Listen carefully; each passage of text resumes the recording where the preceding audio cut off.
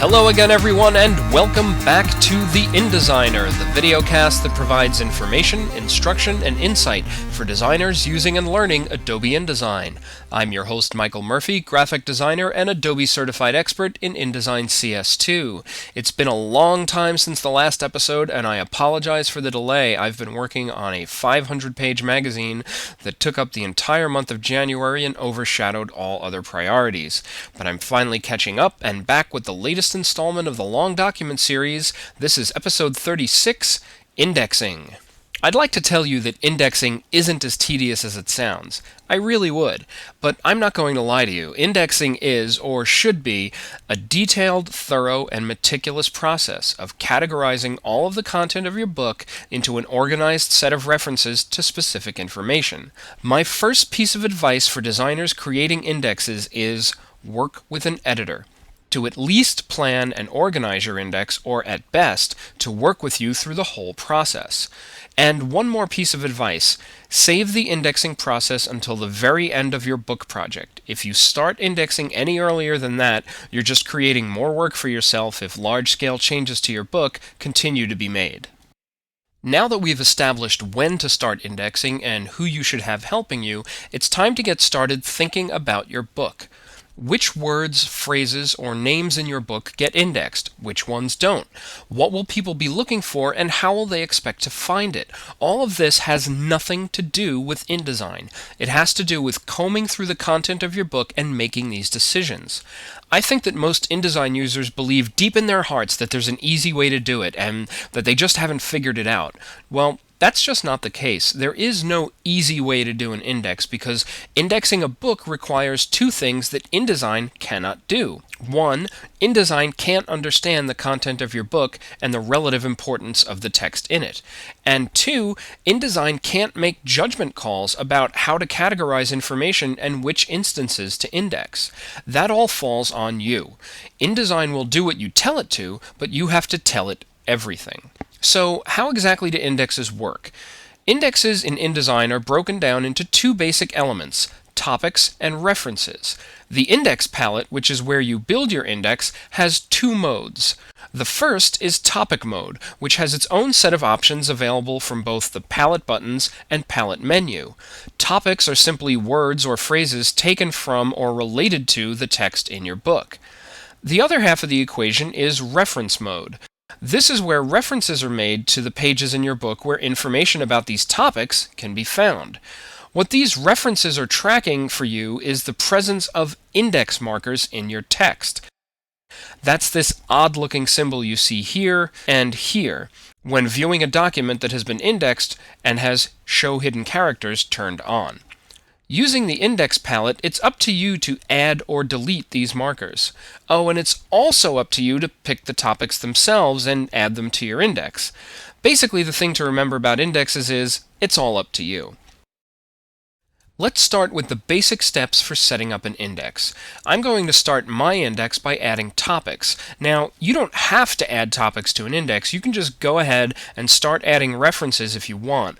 But a comprehensive topic list is a good starting point, rather than going in and adding page references without a real plan. We're working again with my book from the last 3 episodes, and to start my index, I need to have all of the documents in my book open. I'll select them in the book palette, then double-click on any of them to open up all of the chapter files. As I'm working with my index, I need all of these documents open so that I can perform my indexing operations across the whole book, rather than just individual documents. The index palette only displays references for open documents, even if you have Book checked in the palette. I'll open the index palette by going to the Window menu and selecting Type in Tables, Index, or just use the keyboard shortcut Shift F8. The palette opens in topic mode, and I have Book checked since I'm working with an InDesign book.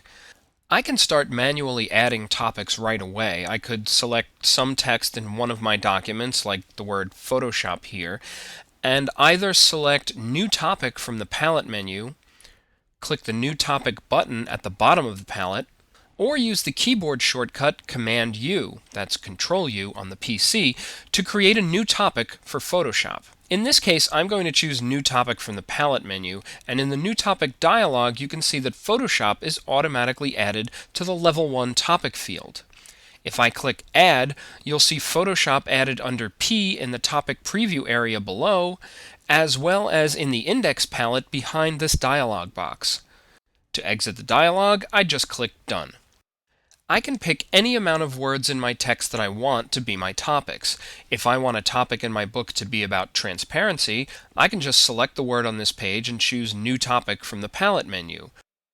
The word transparency automatically gets added in the Level 1 topic field, and when I click Add, it's shown in both this preview pane and in the index palette.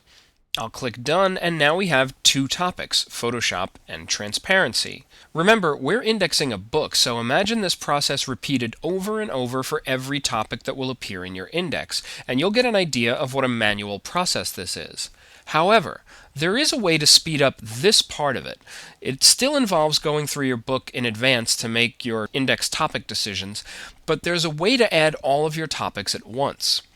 I've typed up a list of all my topics in a separate text file, just one per line, one after another, as I went through my book and picked out important topics.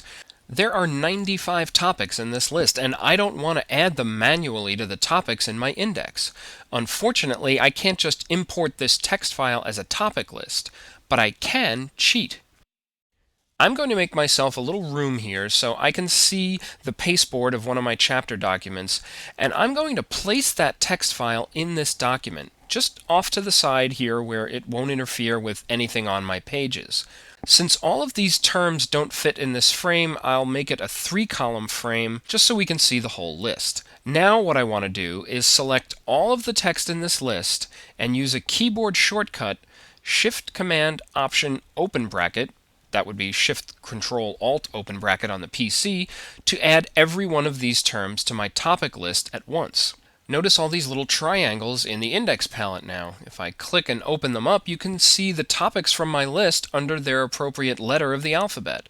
Notice that in reference mode you see these new references all here too, and that they have a page reference of PB, meaning pasteboard. If I were to generate this index now, none of these would actually show up in it, because pasteboard references are stripped out of the final index. In addition to PB for entries on the pasteboard, here are some other entries you might see and what they mean in your index.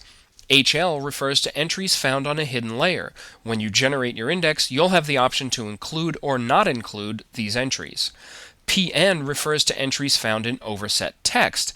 In your final index, these will appear without page numbers. And master refers to entries found on master pages. Like pasteboard entries, these will not appear in the generated index. But I'm not adding references just yet, and I don't actually want these references in here. I only want topics for now, so I'll just delete this entire frame of placed text, and notice that all of these pasteboard references are now gone. That's because when the text was deleted, the index markers contained within it were deleted as well. However, if we switch back to topic mode, all of these topics are still here. Adding a reference automatically makes a topic, but deleting that reference does not delete the topic. So that little keyboard shortcut for adding all of those references that I didn't want actually added all of the topics that I did want. This is one of the very few time savers available to you when working with indexes. We'll talk more about topics as we go, but for now let's start setting up some page references in this index. The first thing I'll do is switch the palette to reference mode by clicking the reference button at the top of the palette. If I toggle back and forth between reference and topic mode, you'll notice that they really don't look any different at this point. That's because I haven't added any references yet, so there are no index markers out in my documents. I'm going to scroll down to pick an existing topic, the topic Excel here under E, because I mentioned Microsoft Excel in several places in the book.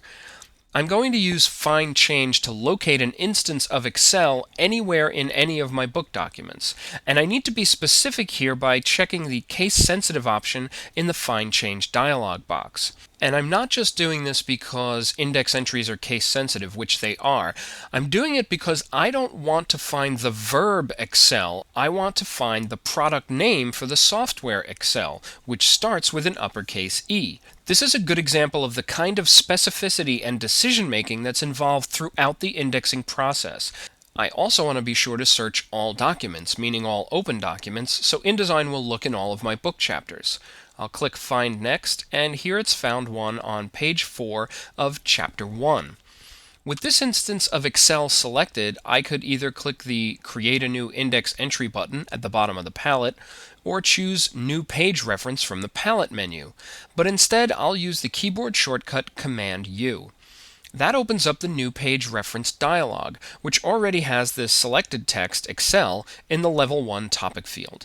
That's going to be the text for my entry. Now it's time to decide what type of reference this will be from the list of options in the Type pull-down menu.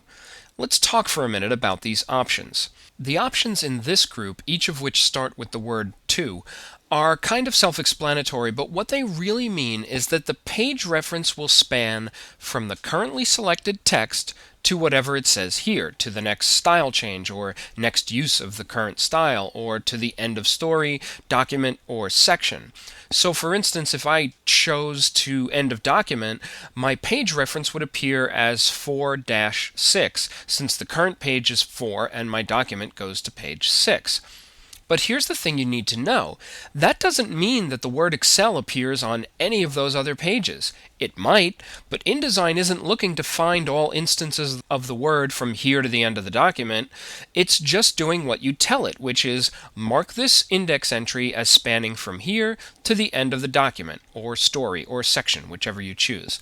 It's up to you to know if that's appropriate for this reference. So if you have subheadings within your chapter that use a different paragraph style, and you know that this term only appears until the next subheading, where maybe you move on to different subject matter in your book, you could choose to next style change. That way, InDesign will stop the page range wherever it finds your next subheading.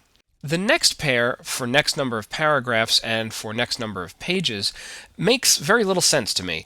Not because I don't understand it, but because it relies on you to determine how many pages or paragraphs the reference should span. This seems counterintuitive to me. What if somebody adds a paragraph return in the middle of one of those paragraphs, or adds or deletes paragraphs in that section of the book? That would throw off the specific number that you put in. If you followed my initial advice and saved indexing until the end of your book project, maybe this isn't as potentially dangerous as it seems. But if someone out there knows why and how this could be useful, by all means post a comment on the blog about it. As for this group, all of which start with the word C, those are options specific to cross-references, and we're going to be covering that shortly, so we'll get into what those mean at that point. For this entry, I'm going to start with the simplest option, which is current page. Now, if I just click Add, current page means right here and nowhere else, this instance of the word on this page of this document. However, if I click Add All, it adds individual page references for every page in every file where Excel is found. That's what I'm going to choose here. InDesign will process my whole book to create references, and I can just click Done. There are a lot of new references in here now, and you may notice that they're not all in page order. That's nothing to worry about. When InDesign generates your index, it will present page numbers in the proper order, regardless of what you see here in the palette. But if you just can't stand things being out of order, you can click the Update Preview button at the bottom of the palette. InDesign will perform the update, and for some reason it annoyingly closes all of these expanded items. That really bugs me. But I'll just open up the letter E and the Excel entry, and now you can see that all of my page numbers are sequenced properly. Here on my page, you can see the index marker for this reference. And if I do another fine change through my book for the word Excel, the first one it finds is in Chapter 6 of my book, and there's a marker on this one. And there is a marker everywhere else that word appears in my book. If text reflows and one of these marked words moves to another page, the marker will stay with it and keep the index up to date as to what page it's on. Likewise, if the marker for any one of these instances is deleted, the page reference for that occurrence is also deleted from the index. Now let's move on to cross-references. To create a cross-reference, I must first make sure that there is no text at all selected in my document. From the Index Palette menu, I'll choose New Cross-Reference, which is the choice you get when nothing is selected. That opens up the New Cross-Reference dialog box. This time around, nothing is filled in the Level 1 topic field because no text was selected. I could just type in a new reference here, but instead I'm going to scroll down through my existing topics, expand the letter M, and select Microsoft Excel. I have to assume that someone going through my index might look under Microsoft Excel first instead of just Excel, which is how I set up my references.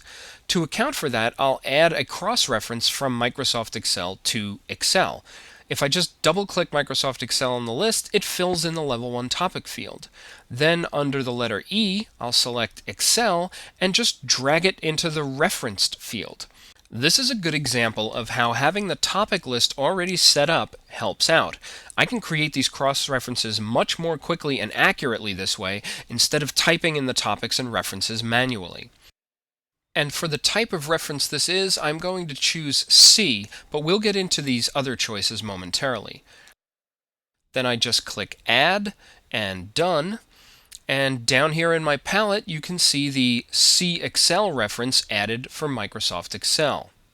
If I now double-click that reference, or any reference in the index palette for that matter, I'm brought back to the appropriate dialog box where I can make changes. For instance, I might want to change the type of C reference being used here to one of the other options.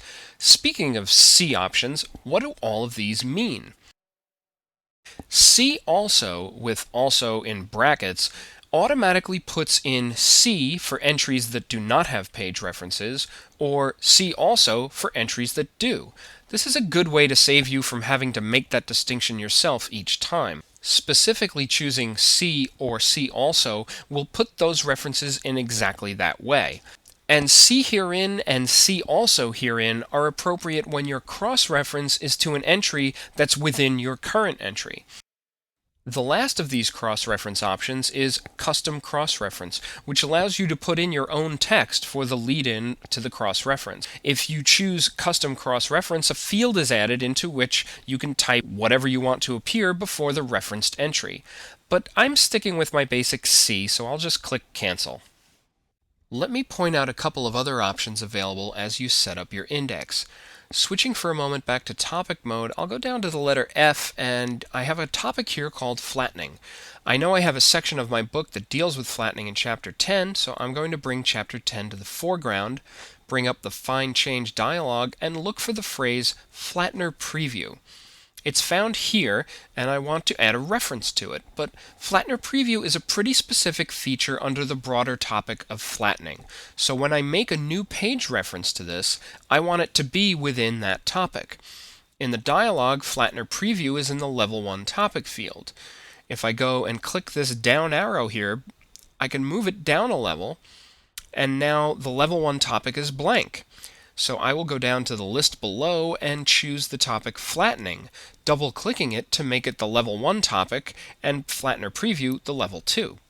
Then I'll click Add and Done, and that hierarchy of topic levels is reflected in the index palette with Flattener Preview nested under Flattening.